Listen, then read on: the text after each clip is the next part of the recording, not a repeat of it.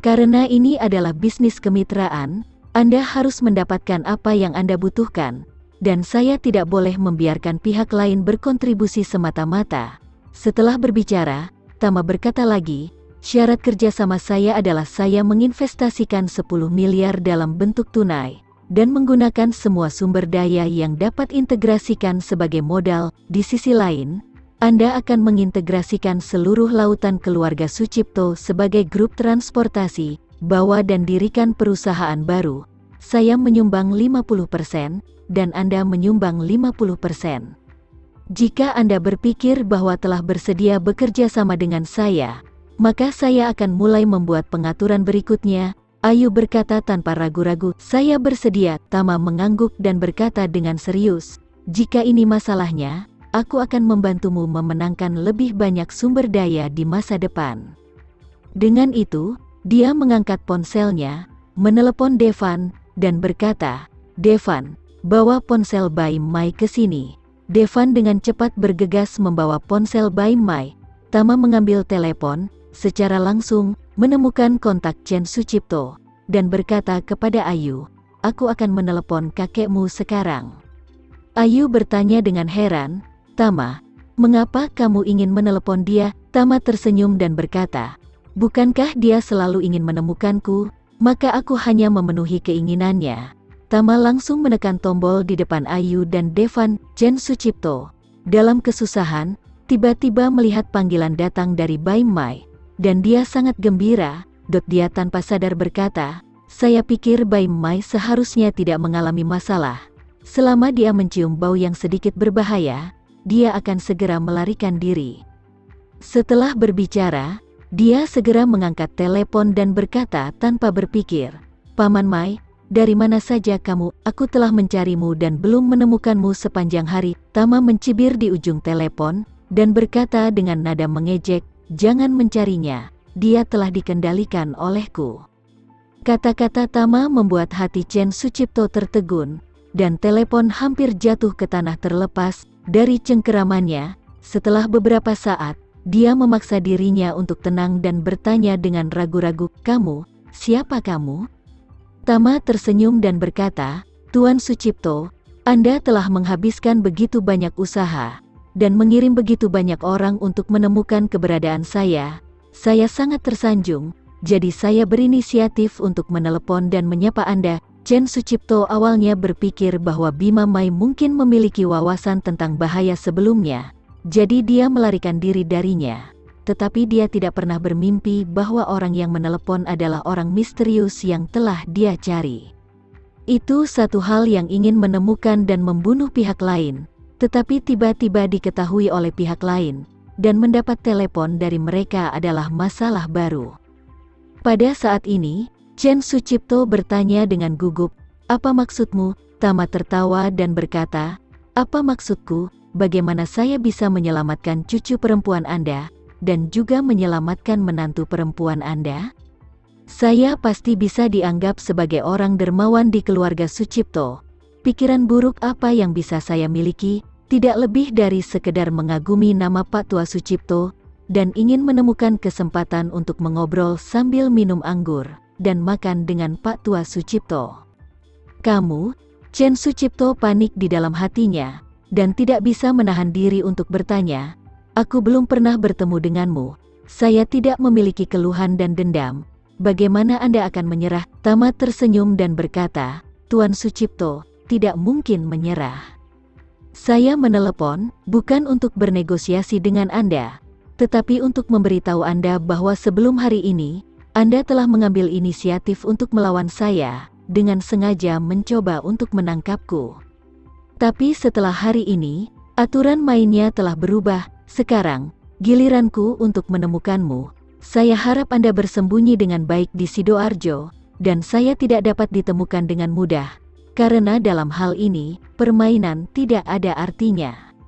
Setelah itu, Tama langsung menutup telepon, lalu mematikan ponsel Bai Mai.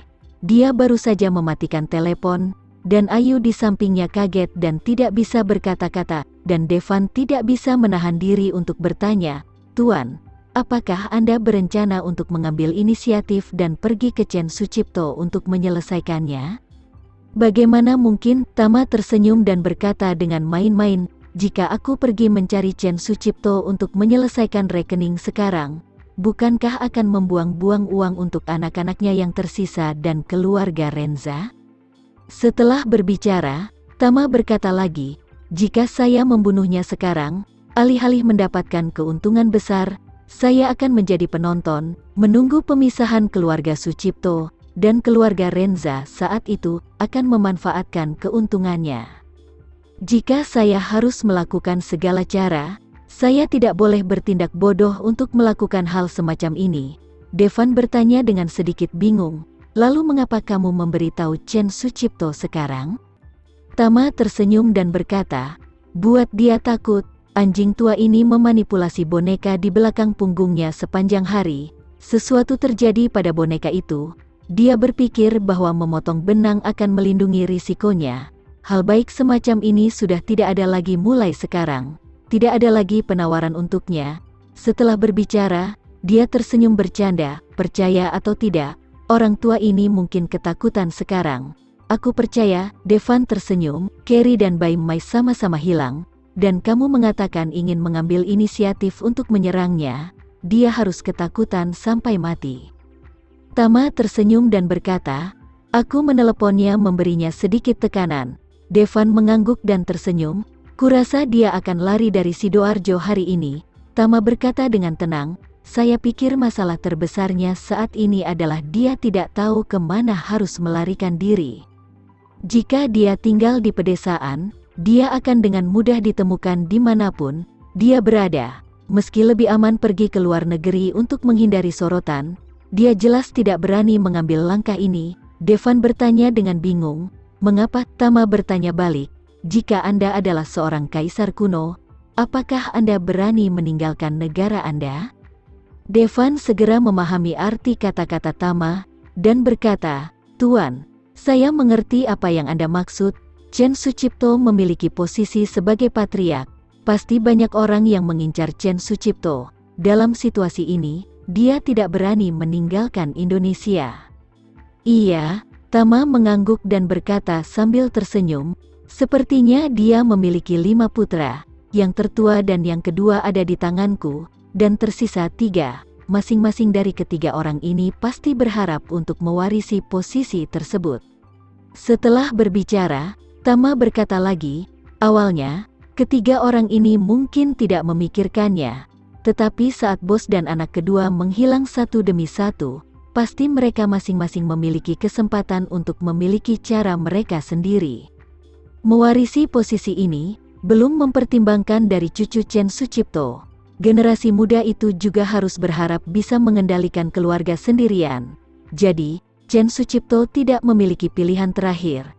Dan tidak akan pernah meninggalkan Indonesia, karena dia pergi, mungkin tidak akan kembali dalam kehidupan ini. Dalam keluarga kerajaan kuno, banyak anggota keluarga kerajaan diasingkan secara permanen. Alasannya adalah mereka yang berkuasa tidak ingin orang tersebut kembali, dan mengancam pemerintahan mereka. Bahkan di zaman modern ini, ada beberapa upaya untuk merebut tahta di luar negeri. Umumnya, Presiden pergi ke luar negeri untuk berkunjung, dan kudeta dalam negeri diluncurkan. Pada saat yang sama, mereka harus waspada terhadap kematian, dan tidak pernah membiarkan mantan presiden kembali ke negara tersebut.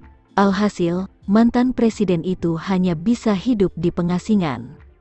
Oleh karena itu, hari di mana Chen Sucipto meninggalkan Indonesia, itu pasti awal dari kematiannya. Ayu tidak berbicara dan memandang Tama untuk beberapa saat, lalu bertanya, apakah kamu ingin menelepon kakekku, untuk memaksanya meminta bantuanku? Iya, Tama mengangguk dan berkata sambil tersenyum, kakekmu pasti tidak aman sekarang, tidak ada perlindungan ahli yang kuat di sekitarnya, baik di Sidoarjo, atau mitra domestik lainnya, sangat sulit bagi kota untuk menjamin keselamatannya. Dan dia telah memegang kekuasaan keluarga dan enggan melepaskannya, sehingga dia tidak berani pergi ke luar negeri. Satu-satunya pilihan adalah berdamai.